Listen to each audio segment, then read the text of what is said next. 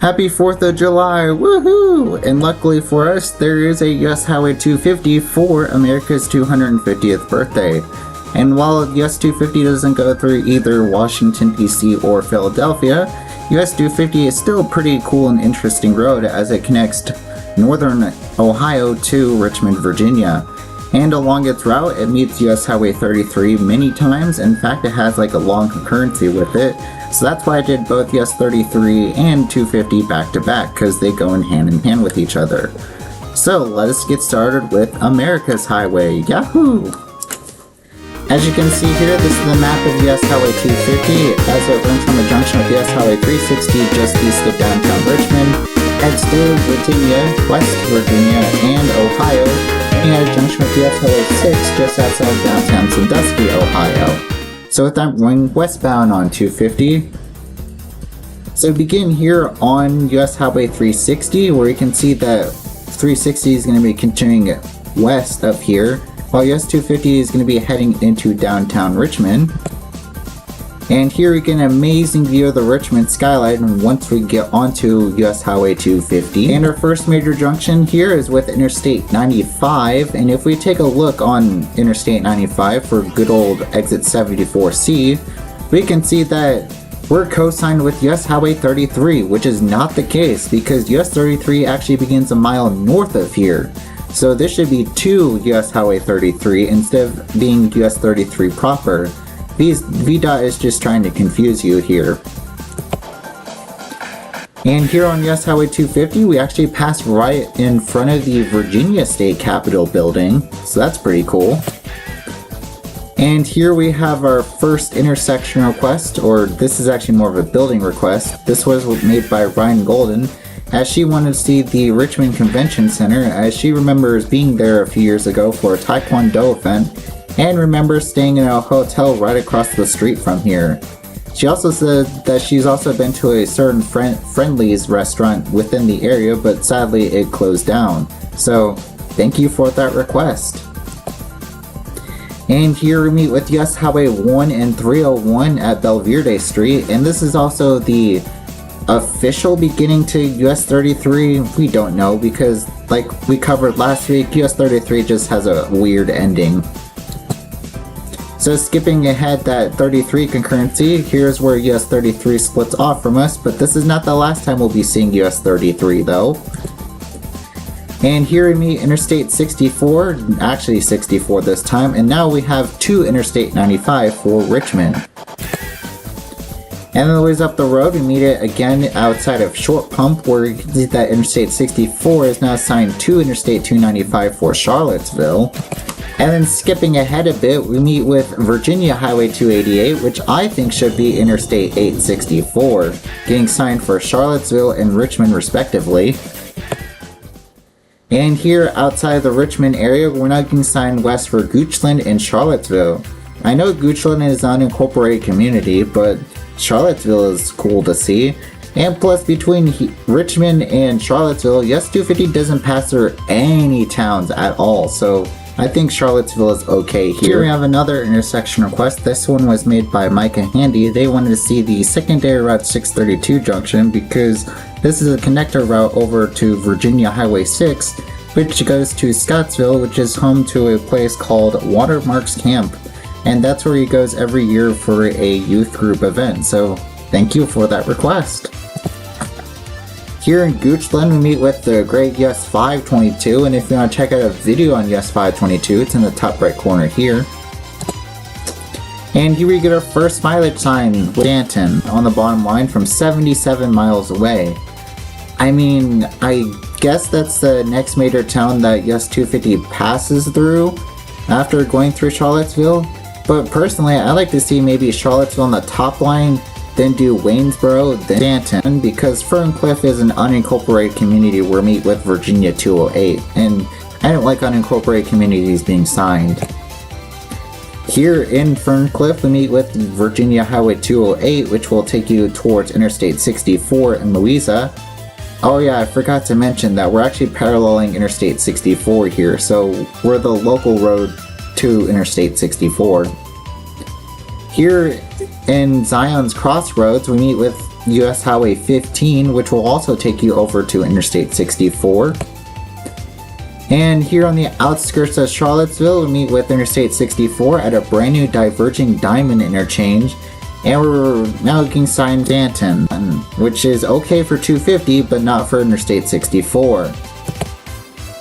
And here we get our next mileage time. We now get Stanton as our primary from 42 miles away, which is okay.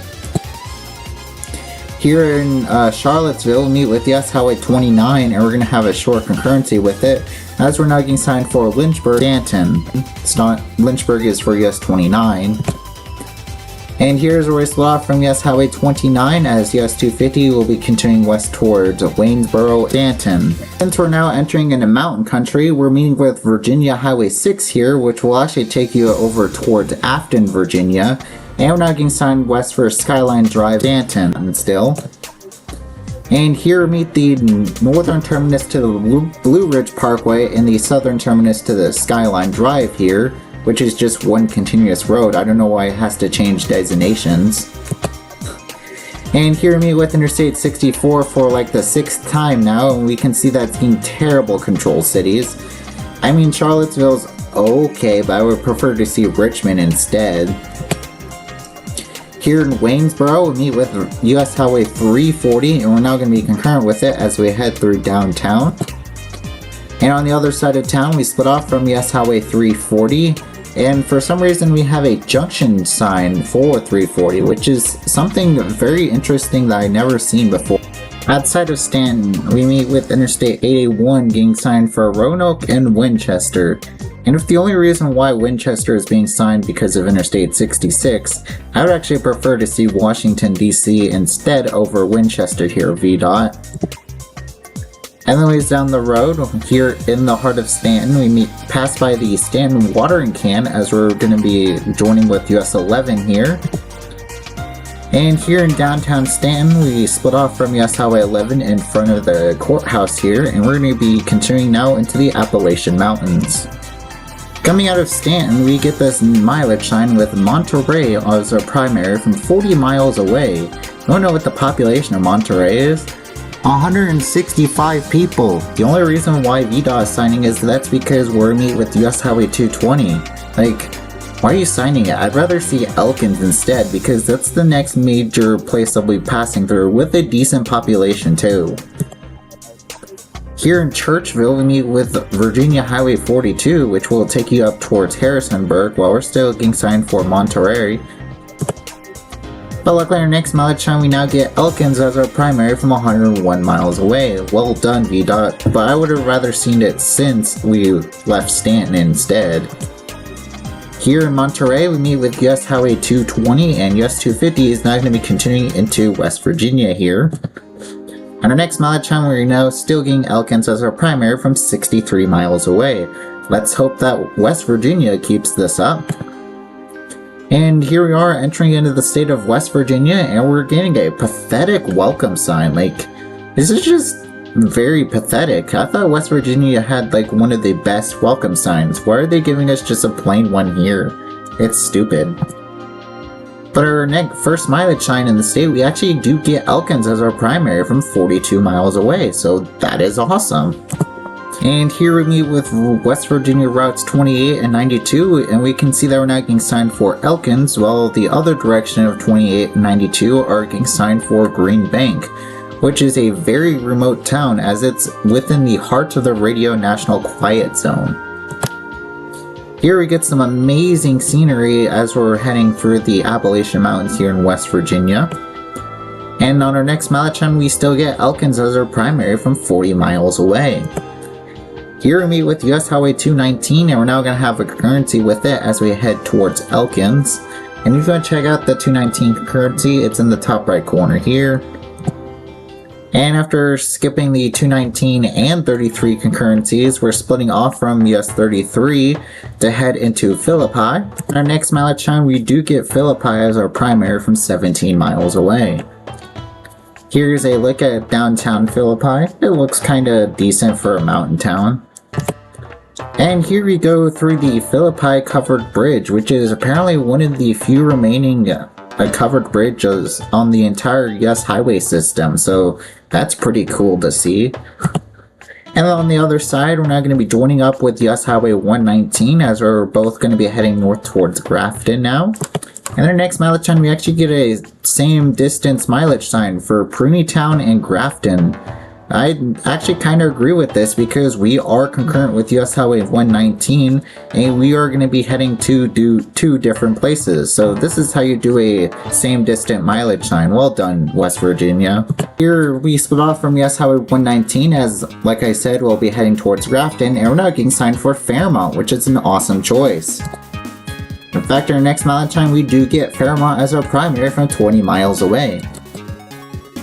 Here outside of Pruneytown, we meet with US Highway 50, our parent. We're now going to be concurrent with it as we head towards Fairmont and Clarksburg. Here's where we split off from US Highway 50 as we're going to be heading into Fairmont now. And skipping ahead, we meet with Interstate 79 getting signed for Morgantown northbound. I mean, I would prefer to see Pittsburgh instead, and southbound should definitely be Charleston, not Clarksburg. Clarksburg was okay for 50, but not for Interstate 79. Here in downtown Fairmont, we meet with US Highway 19, and if you want to check out our entire series on US 19, it's in the top right corner here. And here we get our next mileage sign, we get Cameron as our primary from 38 miles away. To be honest, I would rather see Moundsville instead because Cameron only has like 800 people. And sure, while it's the biggest place we'll be passing through on the way to Moundsville, I would prefer to still see Moundsville instead. And after going through Cameron, here we get a one-liner for Moundsville from 15 miles away. Sure, Moundsville is a pretty sizable town and that's where we meet with West Virginia too, but I'd also like to start seeing Wheeling here because that is way bigger than Moundsville and is where we meet with Interstate 70. Here in Moundsville, we meet up with West Virginia 2, and we're now going to be concurrent with it as we head north towards Wheeling. And here we get a mileage sign with Wheeling on the bottom line from 10 miles away. And we can see that West Virginia is also acting like New Jersey here, and unlike New Jersey, they actually do sign the correct highway instead of an error-shielded highway. So well done, West Virginia. Here on the outskirts of Wheeling, we meet with Interstate 470 getting signed for Columbus going one direction and Washington going the other. I mean, since it's America's birthday, you could add on DC and sign Washington DC because of Interstate 70, because Washington, PA is a terrible control city. No need for that, please. And then here is where West Virginia 2 splits off from us, and we're now going to be concurrent with 70 westbound as we head towards Columbus and Washington once again. No, that should either be Washington DC or Pittsburgh or even Baltimore. And here's where we're going to be joining with Interstate 70 to head west towards Columbus. And now we're entering into the Wheeling Tunnel here as West Virginia 2 is going to be heading into downtown Wheeling. And here on Wheeling Island, we're now going to be joining with US Highway 40, and we can see in the distance that Interstate 70 is being signed for Columbus.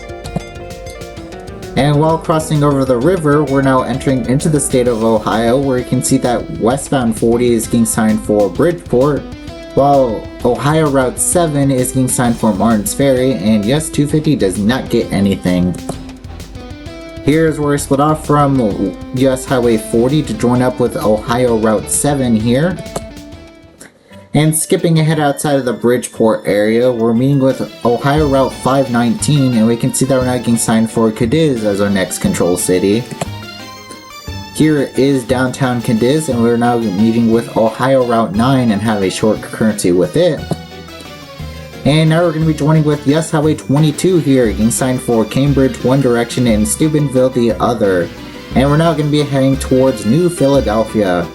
And since this is America's birthday, we can pretend for a day that this is just regular Philadelphia. Here's where we split off from US Highway 22 to head towards New Philadelphia, or just Philadelphia. And here in Urixville, we meet with the eastern terminus of US Highway 36, and we can see that we're now also still getting signed for Philadelphia. And here in Philadelphia, we meet with Interstate 77, getting signed south for Marietta. That is a terrible choice. That should be Charleston. while 77 northbound is now getting signed for Cleveland, so that is an awesome choice, and we'll be joining with Interstate 77 northbound. And here is where we split off from Interstate 77 to head into Strasburg, while we're also getting the control city for Ohio Route 21 here. And here's that said junction with Ohio Route 21, and we're now getting signed for Worcester as our next control city.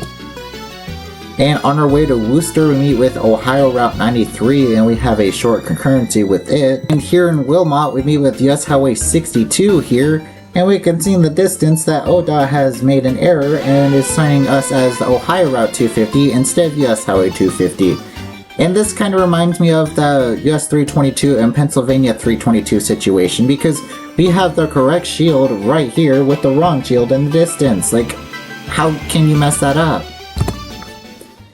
Anyway, skipping ahead to the Worcester area, we're now going to be joining with US Highway 30, and US 30 and 250 are going to be concurrent as we head towards Mansfield and Ashland. Here's where we split off from US Highway 30, as we're now going to be signed for Ashland, Ohio. And on our way to Ashland, we actually passed by New Pittsburgh, so it looks like that they're spelling Pittsburgh wrong. And here outside of Ashland, we meet with Interstate 71, getting signed for Cleveland and Columbus respectively. And we also meet with US Highway 42, because in this part of the country, US 42 is not too far from Interstate 71.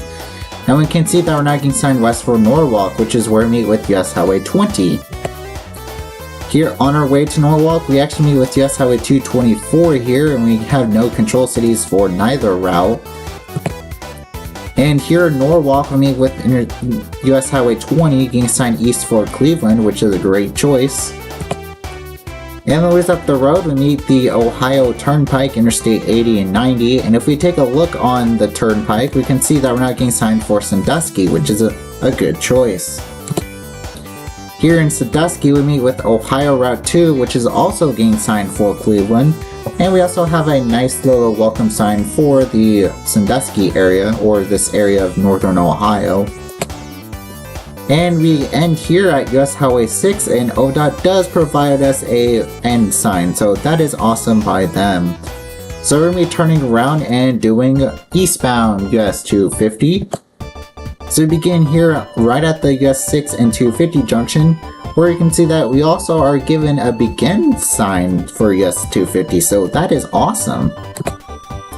Here we meet with Ohio Route 2 once again, and we can see it's being signed for Cleveland and Toledo respectively, because Ohio Route 2 is actually the alternate free version to the Ohio Turnpike here, or you could also take US Highway 20 as well. And we can see on that route, we're getting the same control cities that we saw on the Ohio Turnpike. And here we get a mileage sign with Norwalk as our primary from 11 miles away. Here we meet the Turnpike, and we're going to be continuing into Norwalk now. Here in Norwalk, we meet with US Highway 20, which is also getting signed for Cleveland and Toledo respectively. And here we get another mileage sign, and we now get Mansfield as our primary from 35 miles away, which they're actually favoring a state highway here, and Mansfield is actually bigger than Ashland, so I think it's an okay choice of favoring the state highway. Here we meet with US Highway 224 once again, and this time we do get control cities, and it's getting signed for Akron going eastbound and Willard going west. Here we meet with US Highway 42, we're now going to be concurrent with it as we head towards Worcester. On our next mileage time, we actually get Philadelphia as our primary from 57 miles away, so yay! Here we meet with Interstate 71, getting signed for Cleveland and Columbus. And if we take a look on Interstate 71, we can see that we're now getting signed for Worcester, which is a good choice. Also, this picture was provided by Quartermunch 437, so thank you. And here in the Worcester area, we're now going to be merging into US Highway 30, and we're now going to have a concurrency with it. Here's where we split off from US Highway 30 as we'll head towards Canton. We're now getting signed for Philadelphia and Millersburg. Here in Wilmot, once again, we meet with US Highway 62, and going this direction, we luckily do not get an error shield for US 250. Here in the Strasburg area, we're not going to be joining with Interstate 77 southbound as we get the terrible control city of Marietta.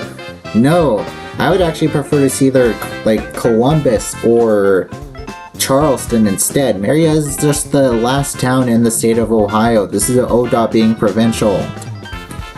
Here's where we split off from Interstate 77 as we're not getting signed for Philadelphia and Urickville. Here we meet the eastern terminus of US Highway 36 once again, and we can see it actually gets control cities going this direction.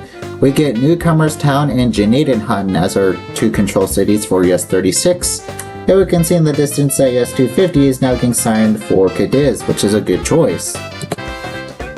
Here, outside of Cadiz, we're meeting with US Highway 22. We're now going to be concurrent with it as we head towards Cadiz and Steubenville.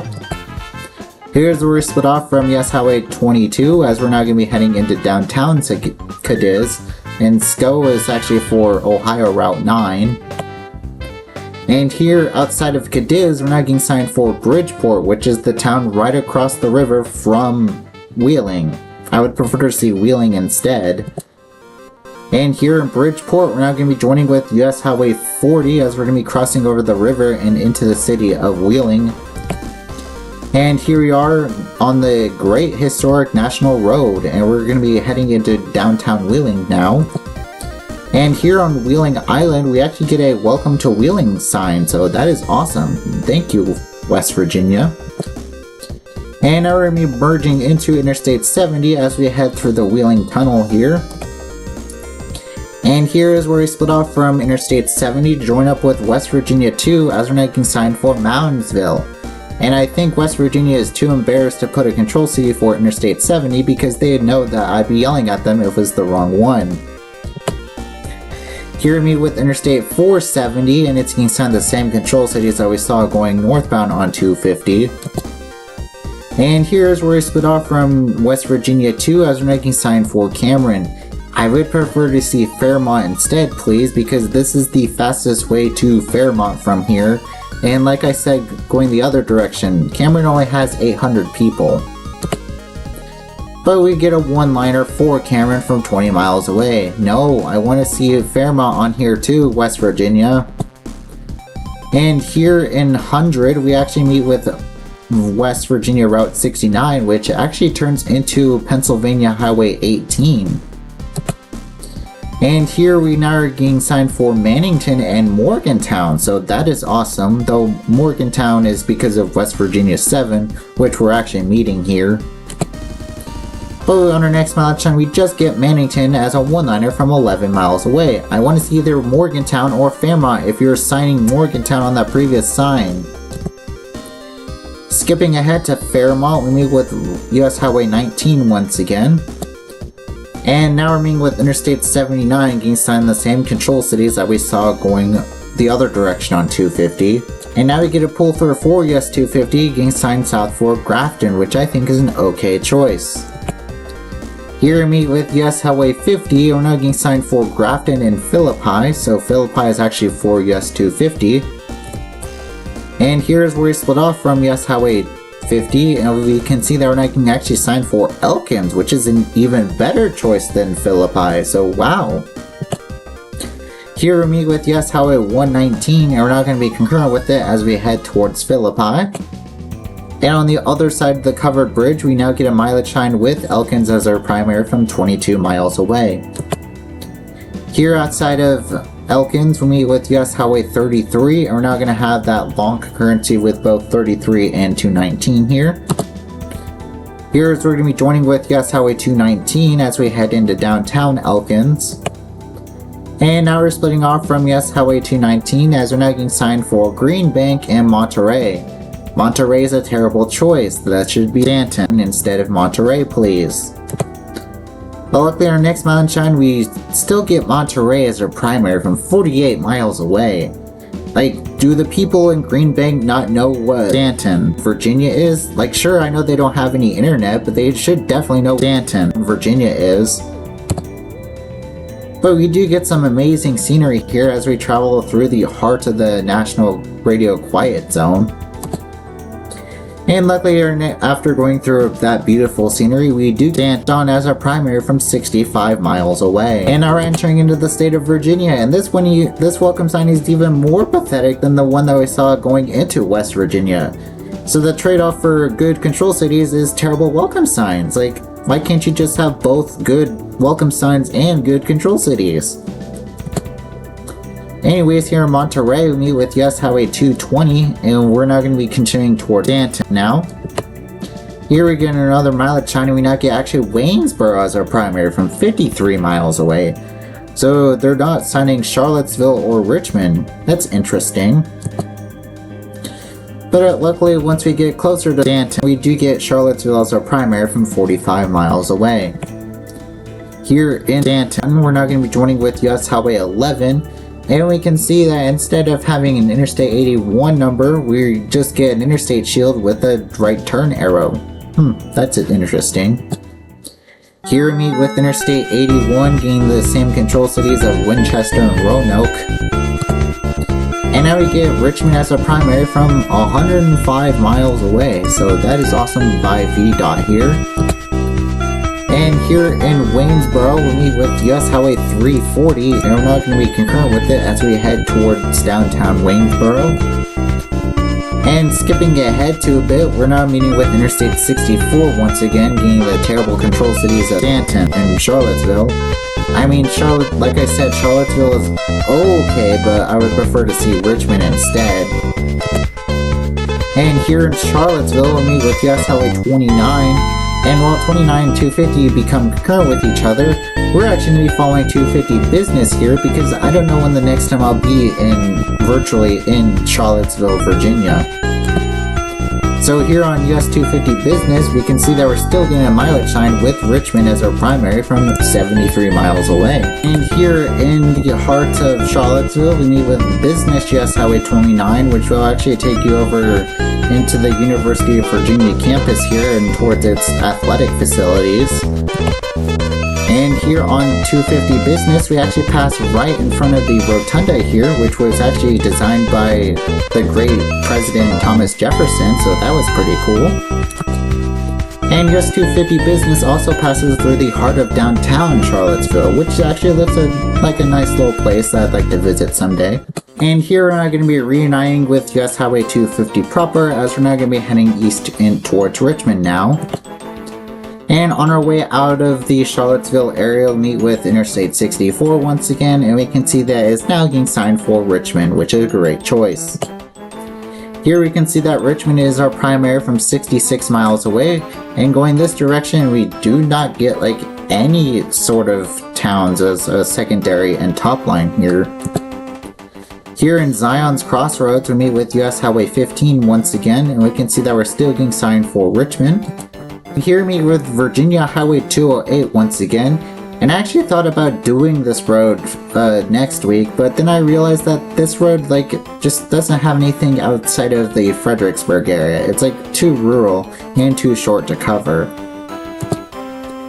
And anyways, the ways down the road in Goochland, we're now meeting with US Highway 522 at this roundabout here. And here we get another mileage sign with Oilville on the top line from 8 miles away and Richmond from 31. So they're not signing any Richmond suburbs here, so that's interesting. Here on the outskirts of Richmond, or in the Short Pump area, we'll meet with Virginia Highway 288 being signed for Chesterfield and Richmond/Charlottesville the other direction. And since going this direction on 250, we actually do not have a complete interchange with Interstate 64, so you have to take this side road here to get to one of the directions for Interstate 64. And we're uniting with US Highway 33 further up the road, and we're actually now entering into the city limits of Richmond. So the 33 and 250 concurrency lies entirely within the city of Richmond. And here's the ending to US Highway 33 here at US 1 and 301. And you can take 1 and 301 to get to Virginia Highway 33, which I think is just completely stupid. And then further up the road, we'll be meeting with Interstate 95 here once again. And a little bit after that, we end here at US Highway 360, but nope, VDOT is saying that US 250 actually continues beyond here, which is actually completely wrong, so VDOT is once again confusing us with the signage. Come on, why are you doing this? Anyways, we end US Highway 250 and we move on to the way it should be. So these are all the places that I think should be signed on US 250. Starting off with northwestbound, I'd do Short Pump or any other Richmond suburb, then Charlottesville, then Waynesboro, then Stanton, then go straight towards Elkins, then Philippi, then Grafton, then Fairmont, then Mannington, then Cameron, then Moundsville, then Wheeling, then Cadiz, then New Philadelphia, then Cleveland, then Worcester, then Ashland, then Norwalk, and finally Sandusky. And then going the other direction, I'd start off with Norwalk, then Ashland, then Worcester, then New Philadelphia, then Cadiz, then Wheeling, then Moundsville, then go straight for Fairmont, then Grafton, then Philippi, then Elkins, Stanton, then Waynesboro, then Charlottesville, then the Richmond suburbs, and then finally Richmond itself. And that ends US Highway 250. Thank y'all so much once again for watching this episode on US Highway 250. And man, I can't believe that America has been around for 250 years. Anyways, if you want to hear my next few highways, if you have any intersection requests for any of these upcoming highways, please let me know down in the comment section below, and I'll make sure to shout you out once these highways release. So thank you guys for watching, and I'll see y'all in a couple weeks where we're going to be doing US 281. Bye!